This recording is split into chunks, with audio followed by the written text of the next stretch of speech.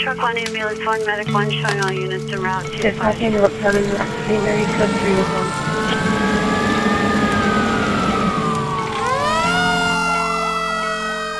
Welcome to Going Interior, a podcast about doing hard jobs and living well. I'm your host, Jamie Cavanaugh, Captain Paramedic with the Grand Junction Fire Department and Peer Support Team Coordinator. Today I'm joined by Matt Scofield. He's a firefighter paramedic here in Grand Junction Fire, also Peer Support Team member, shift chaplain, husband, father of 2, soon to be 3, I hear. Yep. Congratulations, that's awesome. You owned your own production company. Yep. And just bring an amazingly positive attitude to work every day, so really excited to chat with you. Yeah, I'm glad to be here, man. Love talking to you. You have a super interesting upbringing, interesting to me. You sent me your whole bio, but I kind of wanted to let you introduce it a little bit. What brought you to become a firefighter? What was your childhood experience, and what brought you to that point? Yeah, I was born in Littleton, but raised here on the Western Slope. I was homeschooled, which was awesome in a lot of ways, and then, weird in a lot of ways too. I mean, it was really cool. My parents, really loved being parents and, invested in us a lot. We lived right in front of the monument, so we were always hiking and outside. Did sports, nice. But yeah, I kind of got to around high school and I wanted to be around girls and, play baseball. And so sure. I ended up going to Fruita High School full time. Okay. And so, yeah, that was just a culture shock. It was just I remember getting lost on my way to class for the first time. Homeschooling, it was just me and my brother. And we were super close, but it was a culture shock being around 300-400 kids. Absolutely. And just trying to figure out it was probably how kids feel moving to a new school, where do I fit in? What's my friend group? And just those angsty teen years. I was pretty introverted and quiet and didn't want to say the wrong thing or show that I was a weird homeschool. I had a bowl cut. I didn't want to make myself any more strange than I already was. So I got into journalism. I was the editor of the high school newspaper. Okay. And which is super fun. So I kind of finished up at Fruita Monument, and during that time also I met my only wife. We both went to Colorado Mesa University here in Junction together after Fruita, and we got married the summer after our freshman year. We were 20. Wow. Wow. It's crazy. I look back at that. I was 19 when I proposed. Wow. Yeah, it was crazy. But we went to CMU, and I thought I wanted to do journalism, signed up for those classes, and I was working at Home Depot at the time. Yeah, I was working in the tool department, stocking, and I was working with this guy named Cody. If you're out there, Cody, shout out to you. He was he had been on a hot shot crew up in Oregon. Okay. So I remember, and I really looked up to him a lot, and he's a cool dude. I thought he was super cool, had cool stories about that time. And so I remember I went home after one day at Home Depot and I Googled super millennial way to get into the fire. I Googled how to become a firefighter, and it was get your EMT and do some ride-alongs. So I remember calling John Williams, and he scheduled me for a ride-along, and I went down to Station 3. It was a truck 3 at that time. Such a cool crew, and they just were super welcoming, and put the stick up, and we climbed the stick. But it was it reminded me of baseball. It reminded me of that team atmosphere. Yeah. Where there's roles and people rely on each other, and it was physical, and I just loved it. You talked about being this really kind of shy, reserved kid. You were homeschooled, that sort of thing. This is a big leap. You're on a podcast now. You're a firefighter paramedic who honestly is in charge of many of the calls we go on. Even as a captain, the firefighter paramedic is often the one running the calls. What was that transformation like? Growing up, my parents, we watched a lot of classic movies. They were always reading to us. Using language as a tool was instilled in us from a young age. My brother's the same way. We love to read, and communication's a big deal to us. And so I think that going into that new environment, I kind of went into a shell, and it kind of took some people to bring me out of that and to trust it, to get me to the point where I could be confident in being different. I think that, and it's kind of interesting now, as a medic, you're sort of interviewing people. You need to be able to anticipate where people's headspace is going and communicate them. And so those years where, my parents were reading to us, we were reading a lot growing up, it was kind of in a weird way getting into journalism. I had a really good teacher who told me, like, everybody has a story to tell. I wrote a little bit for local newspapers, and then doing video production. The style that we would do is documentary style, so just asking questions. And I think that helps in that paramedic role, where you have to anticipate where people are going, anticipate the story. So they end up complementing each other in a weird way. It's interesting to hear you say that, and only knowing you since you've gotten on the fire department. Like, I'm sitting across from like an all-American looking guy, strong, well-spoken, all these things where you say, and I think it rings, and maybe that makes it ring true, maybe more so for people who do struggle with those, esteem issues or whatever it may be, that this is not, you're not in a silo. This may be something that someone else has experienced. I hope that all the people I've FTO'd you or, you've been in that role, hopefully this is true, but I think that we need to be better in the fire service about being patient and trying to look for strengths that people have and draw those out, like people did for me coming into school, and just because coming into the fire service, it is sort of that environment for people, especially if they've never been in a frat house type of, setup, been in a locker room, or, can be intimidating. It can be intimidating socially. And so just trying to find, like, okay, well, we might not all look like this person or act like this stereotype of a firefighter, but the reality is, like, we need different personality types to kind of round us out and make us a more whole organization. So hopefully as we grow at Grand Junction, we can seek out those strengths and pull those out of people, like people did for me. Yeah, that's great. Get the best out of each individual team member, but we get that much stronger when we invest in and grow that person and allow them to, truly to flourish, even if they're not fitting into this mold, whatever our conception of this is the idyllic firefighter, just, eats steel for breakfast, bench presses 325 pounds 10 times. That's not everybody. Right. And that's okay. And I think that's one of the things I loved from my very first ride along. I could see the different roles complementing each other. We need each other to be better. You talked about something else, too, that I thought was an interesting point, especially for a paramedic or a care provider of any type, eliciting that story. And does that bleed over into your patients? Because I think a lot of people right now would say, why would you go to paramedic school? That's like a 4-letter word somehow. You're going to take on all this additional responsibility. Did that weigh into your decision to do that, and then your job satisfaction of being a paramedic, you think? Learning about people. I get a joy out of that. So, my ambulance day, I'm excited to be in those different environments. There's a story behind all those people. And same thing on our calls. You just don't know where you're going to be. And it's people are really interesting. And you are now part of the peer support team and a shift chaplain. Do those abilities kind of complement those roles as well?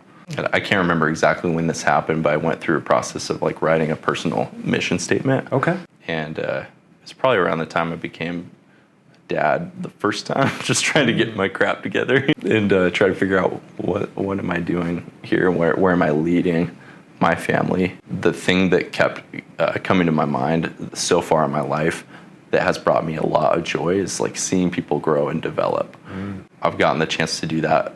You get the chance daily to do that at the fire department, whether you're on a call with a patient or FTOing somebody at academy. Peer support is such a cool way. I mean, just to be able to walk through things with people and see them come out the other side. I think as a chaplain, that's something that we're still developing. I think when I've approached like ministry in the past, my wife and I were involved in campus ministry in college. Okay. Going through that, we loved seeing people grow and develop in their faith.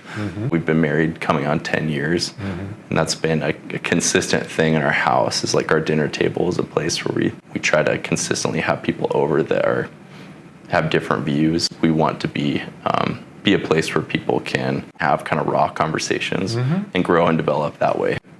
Whether it's running calls or peer support, and the chaplain stuff is just kind of like a natural extension of that for me. Do you ever find resistance to that sort of thing, to going to those levels? I'm new as a firefighter, in my opinion, like 6 years in, and young as a person, being 30. So I think that like in the firehouse, my approach has just been trying to be like more of a listener. Just, I think, peer support becoming more accepted, mental health becoming more accepted. Maybe that's because we're growing and stuff. Quote that I thought of you this morning when I was looking through some materials from Ben Franklin, actually. So not overly religious, but just said, a good example is the best sermon. From what you just said, you're living it. It's easy to judge people who might not look cleaned up or put together, and we got to look at that interval, like where people come from. Absolutely. Where are they at now? Absolutely. Some of the folks we run on the ambulance and stuff like that come from these just circumstances that we can't even begin to fathom. Tell me about, you were talking about earlier on, you and Haley came to basically, was it back to religion in high school or college? Or was that kind of a first introduction for both of you? For me, I was raised as a Christian. Like, my dad would get up, read the Bible to my brother and I, and it was sort of like the thing that we did. And for Haley, it wasn't really a part of her life at all. And so we became friends in high school. We started dating. I was like 14 and 15 and just like, man, what do these people think and believe? Because that's what I'm gonna merge my beliefs with that, because I just want to like blend in and not be, I don't want to stick out at all. People would tell me like, man, like you were homeschooled, like you're not weird. So that was kind of where I was at, and so faith was like on the back burner for sure. And I remember at Fruta there was this teacher.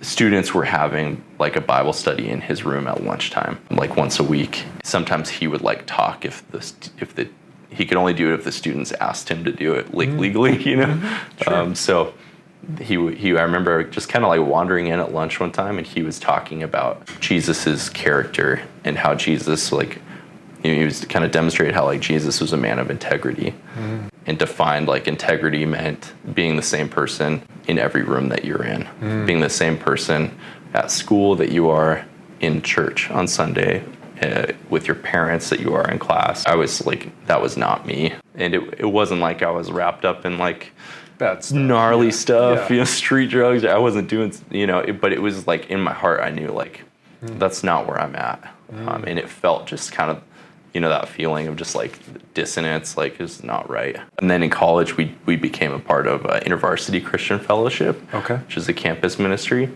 It was just basically InterVarsity's mission is every corner of every campus. And so basically empowering like students to help like reach out to the corners of campus that are not getting reached. The goal was like, let's not make this like a Christian club where exclusive and you have to be this clean to get in. That kind of exposed Haley and I to this, what felt a lot like what you read about in the Bible, that the early church of like, it was people doing life together, having community together, and like asking questions and being able to be honest. Is the Bible true? How do we know it's true? Like, what's the evidence here? And it was just like super refreshing. We would have people over to our house, we would have dinners, and it was super cool as a young couple. It gave us a lot of purpose together. And since that time, we've really loved doing that sort of thing. And I think that coming into the firehouse, I feel that way. Every corner of the firehouse, there's needs that people have, whether it's mental health or spiritual needs, beyond just doing a good job as a firefighter, a good job as a medic, which is important in living on that mission. Like, how can we like help meet each other's needs? And I see that as a huge purpose of mine at Junction. That's cool. Yeah.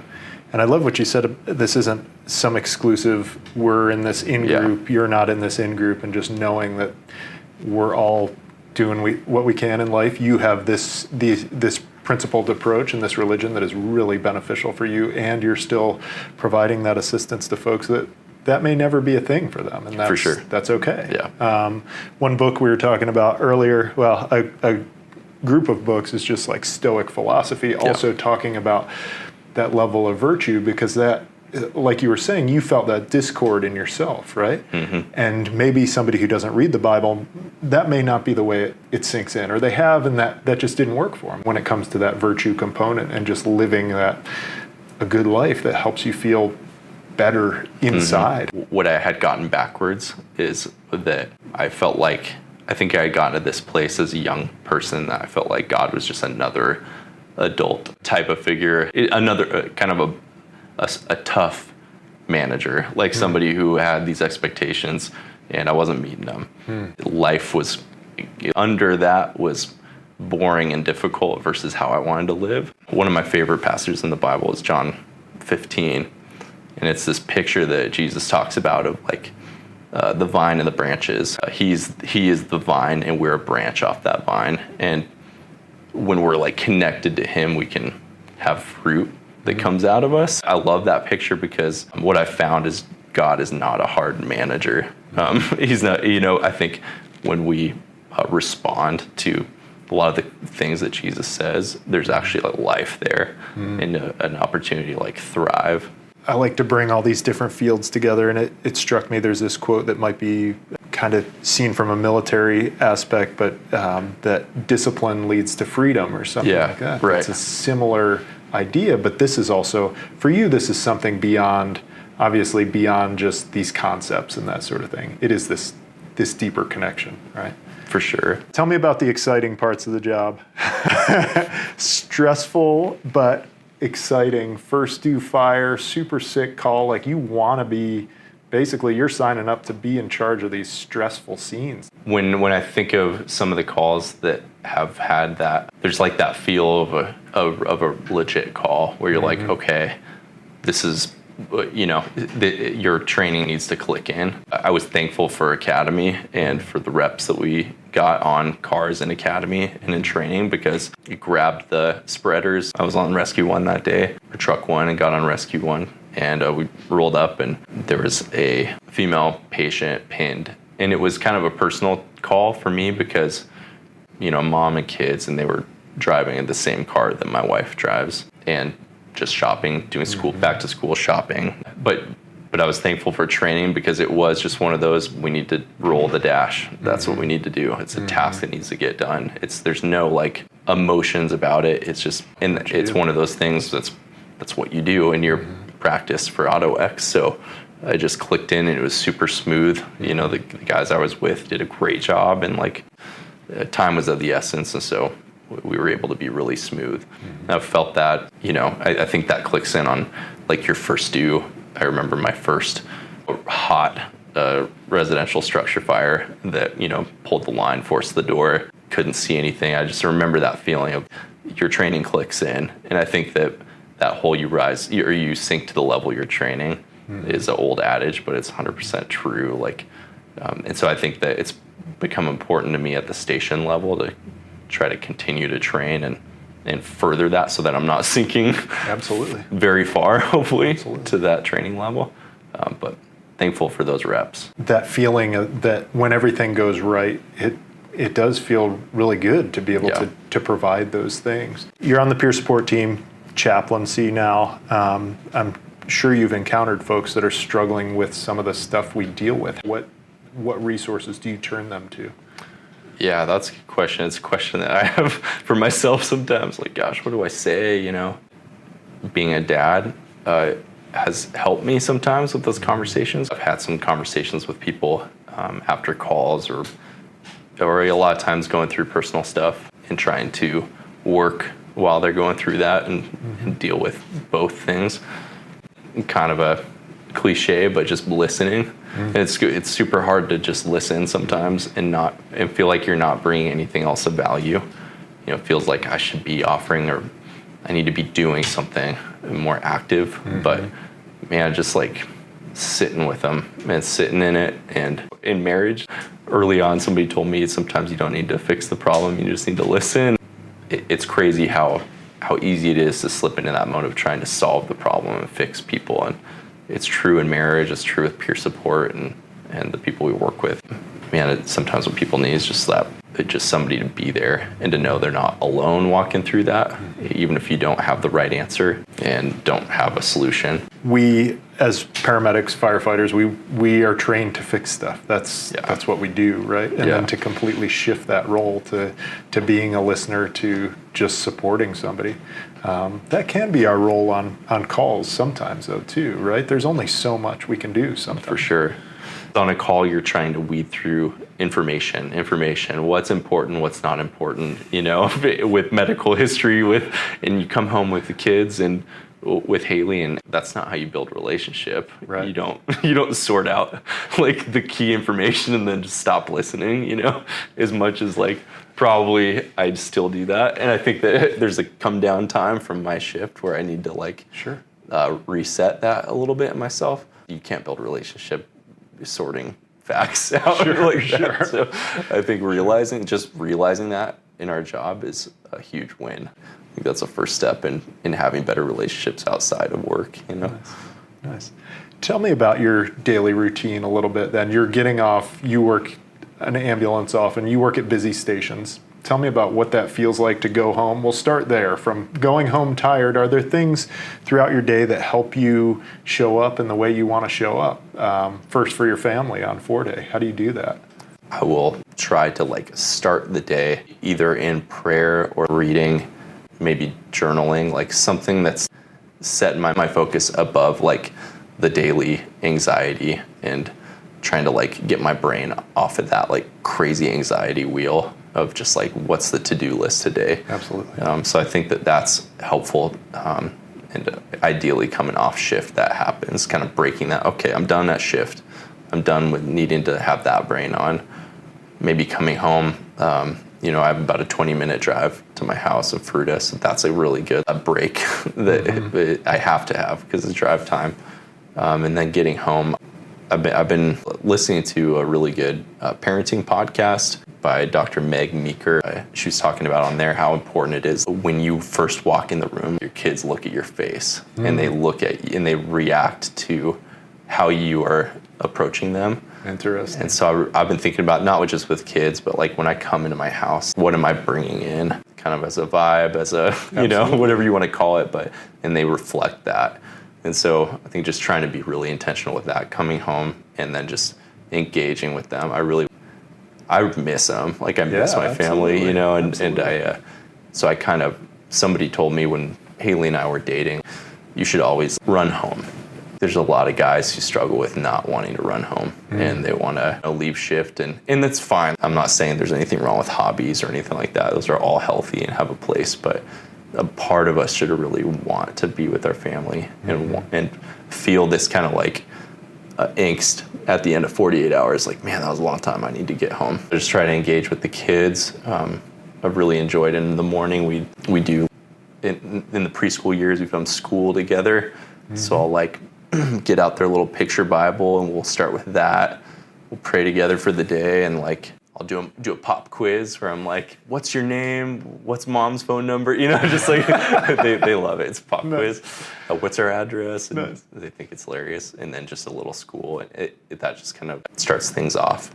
And then I just try to do some kind of physical activity every day. That's really important too. Hit the gym or got into mountain biking this summer, which is awesome. So just getting outside, I think, is a good reset for me too. Awesome. But the morning is really, I think that's when it goes well, that starts off the day in the right direction for me. Nice. I think what you said about coming home to your family was super wise, and I see this potentially with guys who work a ton.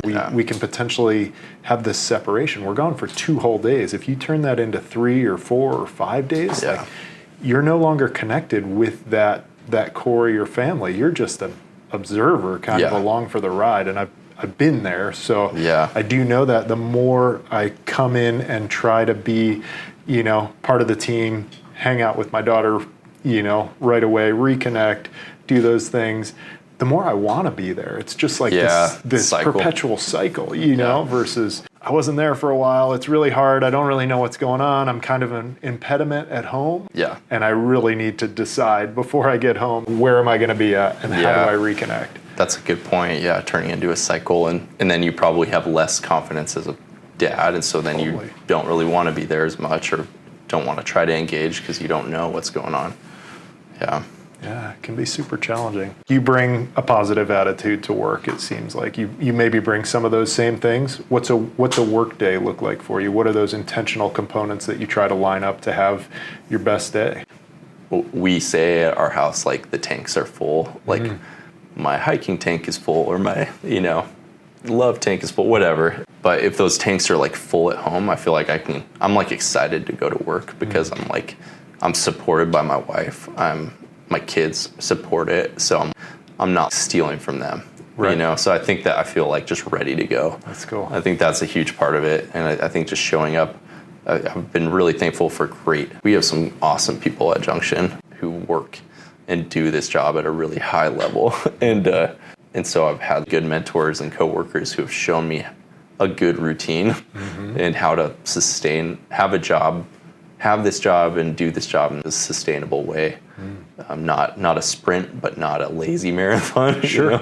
I think showing up to work and kind of getting into that mindset of being systematic and being intentional, doing the same thing kind of the same way every time, which is so important in this job. Getting my coffee, checking the rig, doing it the same way every time. I was working with a guy a few years ago who made an important tweak to my morning routine. Okay. We were checking the rig together, and he was like, all right, let's go look at some people. We're done with that, but let's, as a part of my check, let me go engage, see where people are at, and check in with the guys. And I think there's some captains who I've noticed do a great job with that.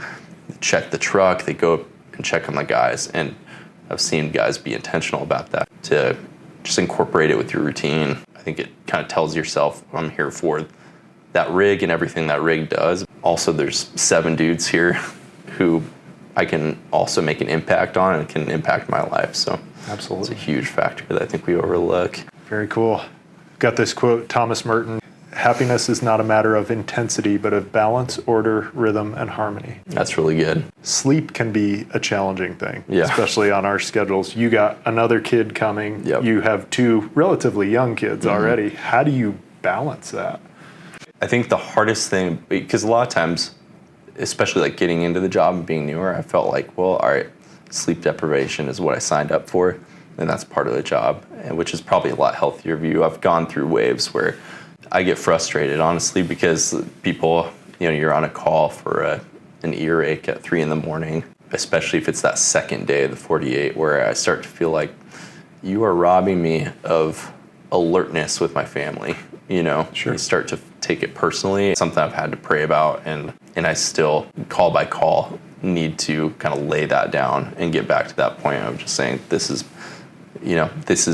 the job. That's a can't control thing. Absolutely. And so what can I do beneficial on this call? Can I be a listener? Can I be an example to the guy I'm next to and having a better attitude? So that's on the calls. But I think between the calls, just, some of the tough stuff we've talked about on peer support, just trying to do better with sleep hygiene. I read that Why We Sleep book, Matthew Walker. Yeah, and it's a really good book. I think it kind of added to my anxiety initially, So I think it's good to know those things, but then control what we can control.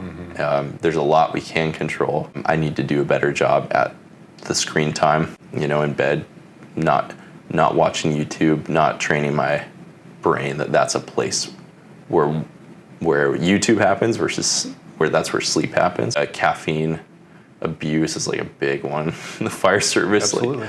I think guys, they're like, I can crush a monster and go to bed, but what they don't realize is it's affecting the quality of sleep that they are getting, and then it's this cycle. They need to have 2 monsters the next day, so that's a huge problem. So I think trying to minimize caffeine. I think when home life is going well, and when I have checked in, engaged, my mind isn't racing, or that anxiety isn't going at work.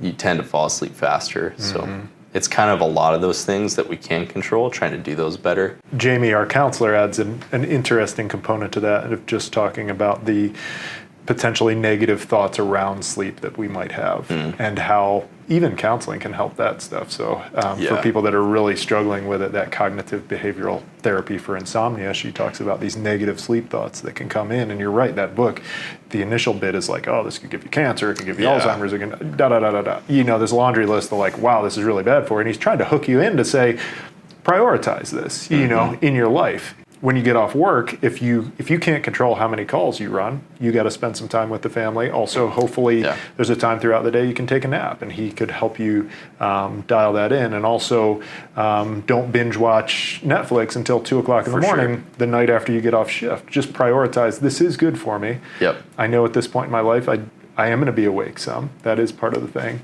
I've had calls where they have been in the middle of the night, and got to see them later at the hospital when they're doing well, or we actually made a difference.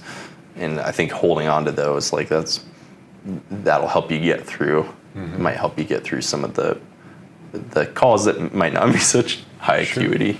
Sure. And that may be part of the modern fire service. I think the fire service has always, people gravitate to it who have decided that challenges bring something. Maybe bring strength, build character, one of those things. This is not an easy job. Some of the calls now aren't those high acuity, but maybe there is this, we are growing in character, we are growing in strength, getting through hard times, that sort of thing. Do you think about that for the calls, or for experiences you've had personally, just that growth that can potentially happen from challenge? I'm even to another level of like station life. The growth that can happen there, doing this job. I was like, even on a millennial level, I was a subpar millennial at like just knowing how to do life in a lot of ways, I mean, I was a terrible cook when I started out. Everything from that to, like you're talking about the patience, the communication skills, and just everything. If you allow yourself to be shaped by people who do the job well and by the calls, it can be a real refining type of process in the job.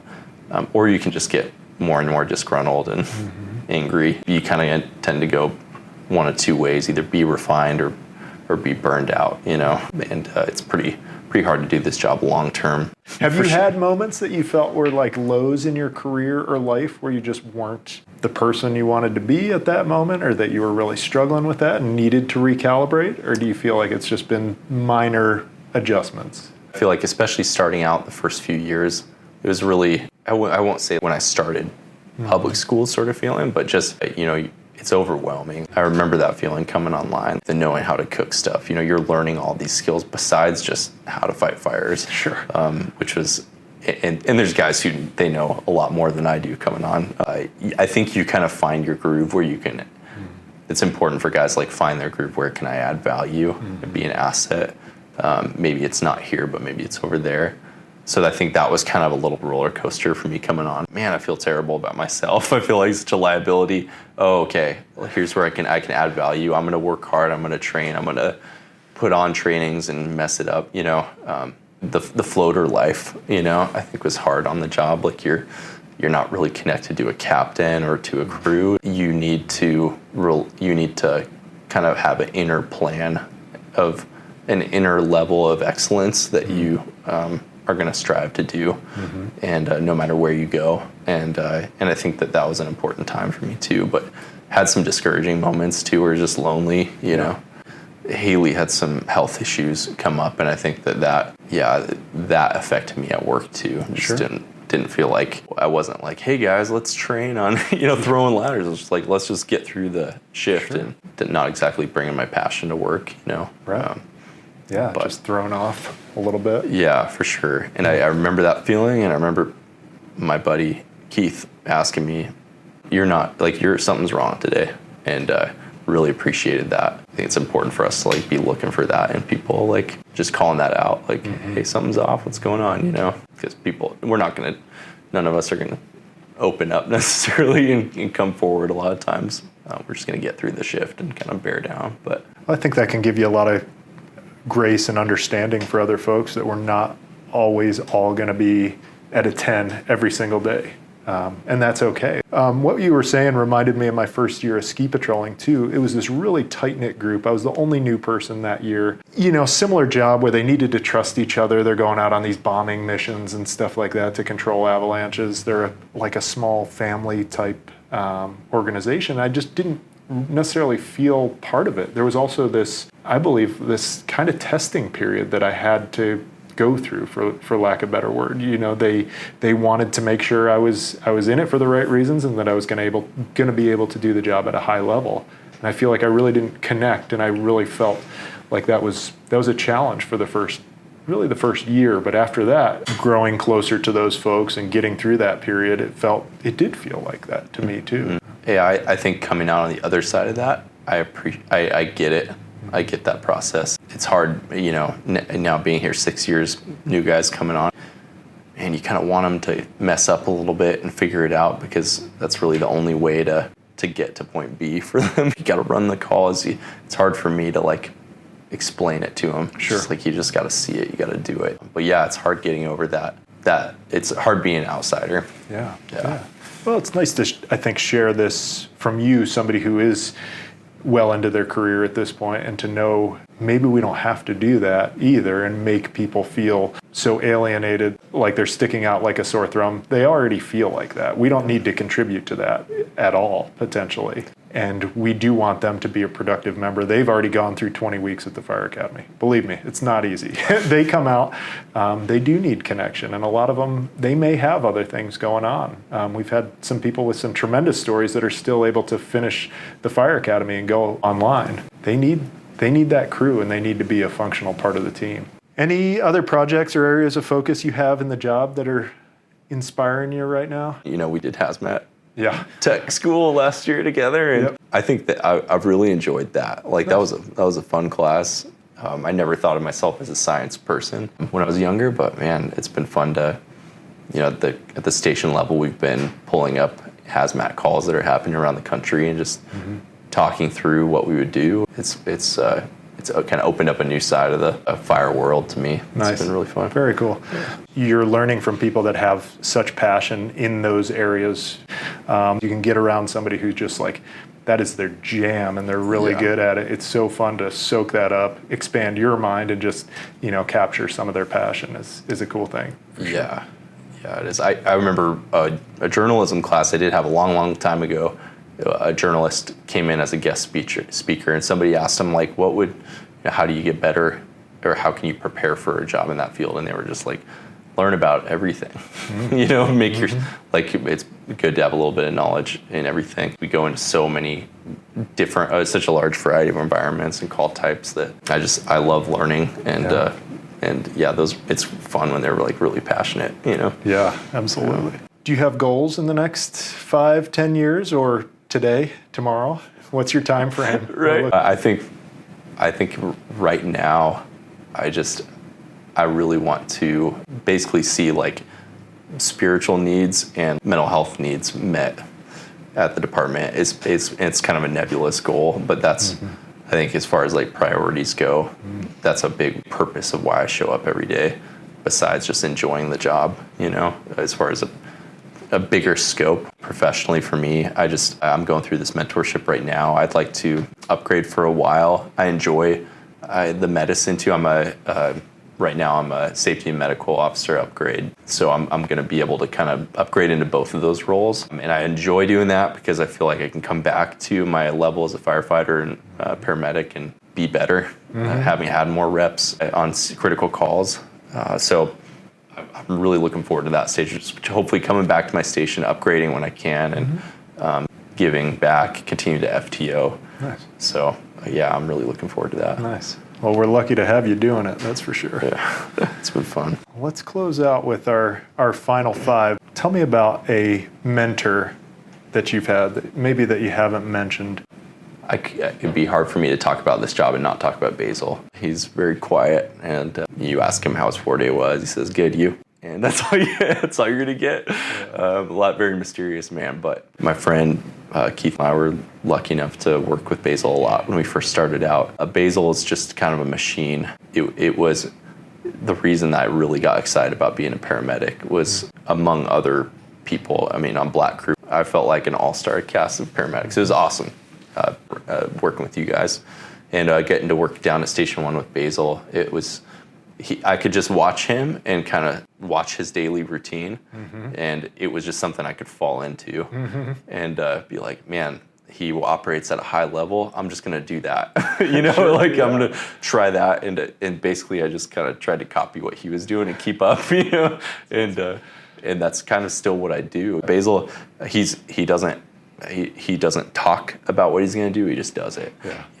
He's quiet but really good at talking with patients, and on the fire side, same thing. Just it's something that's cool about Basil that I really appreciate is even though he's been doing the job a long time, just the other day I walked out in the bay and he was out there by himself at Station 2. We don't have any high rises in Station 2. We don't have any cliffs in Station 2's area, but Basil was out there setting up a little rescue system off the back of the engine, just practicing, making sure he knew how to do it. Sure. And he's been doing it, 16, 17 years now. So I think just like I love that approach to the job. Just like sort of that, Kobe Bryant talked about it too, that Mamba mentality, but just like doing the simple things, not getting tired of doing the simple things well. And Basil does that every day. I appreciate that you brought up Basil, and it was kind of one of my thoughts in developing this, because people have said to me before, I wish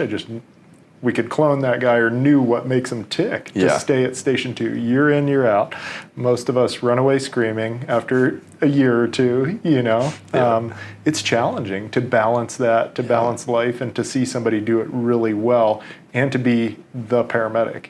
He's FTO'd probably the majority of this department at this point, which is a really cool thing to keep giving back. So sorry, Basil, for mentioning you on the podcast. I wish you'd come on and tell us how you do it. This would be like the opposite of anything he would ever love to do. Spare his soul and his life for a public audience. But just humbly does the job. He does, day in, day out. And super, super good one. A book. You mentioned a couple already, but... I really enjoy reading John Krakauer books. He wrote Into the Wild, Into Thin Air. I love adventure stories like that. When I was doing journalism, what I really liked was like those features type of stories where you have characters that are like not perfect and messy and not glossed over. And he does such a good job of telling those stories. Into the Wild, Into Thin Air, Under the Banner of Heaven. He does a lot of good like character studies. Podcasts, other than the parenting one you already mentioned. You said you listened to a few. This is like, people laugh at this, but I listen to the Dave Ramsey show a lot. Okay.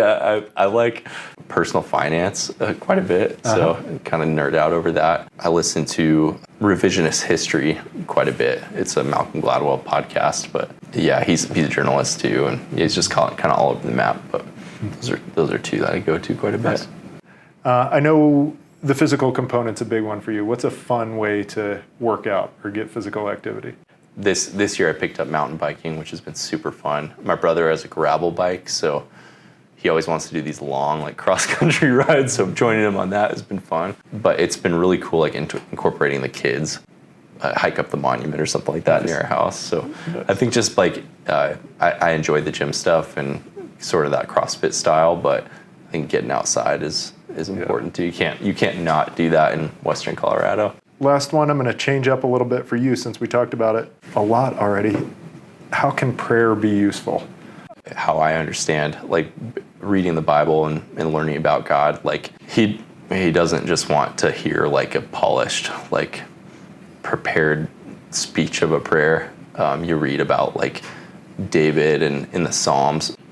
A lot of the prayers in the Bible are laments, almost like angry prayers. I think kind of flipping that a little bit in our minds and just maybe looking at prayer as more of a conversation and less of like a prepared statement to God. So I think to people who are new to prayer or wanting to learn how to pray, just look at like how would you talk to like the most loving dad that, somebody who's just there, wants to be with you, wants to talk with you. I think about my son. I remember one morning specifically, I was out reading before he got up and he came and just like sat by me. he just wanted to be with me. He didn't have a book. He didn't turn the TV on. He just wanted to like be next to me.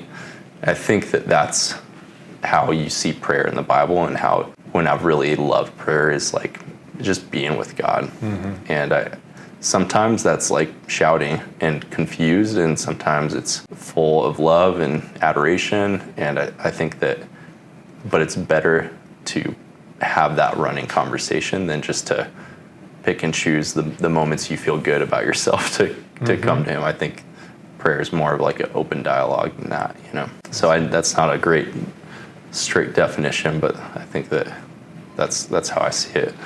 Matt, I truly want to thank you for coming in and sharing your experience, your passion for the people on the department, for the job, for your family, every component of it. It's so cool to hear, so refreshing. And I think a lot of people are going to get a lot out of hearing you talk and even discuss openly, these are some of the challenges that I've had to try to work against. We're all doing what we can, and I'm going to keep working on these things.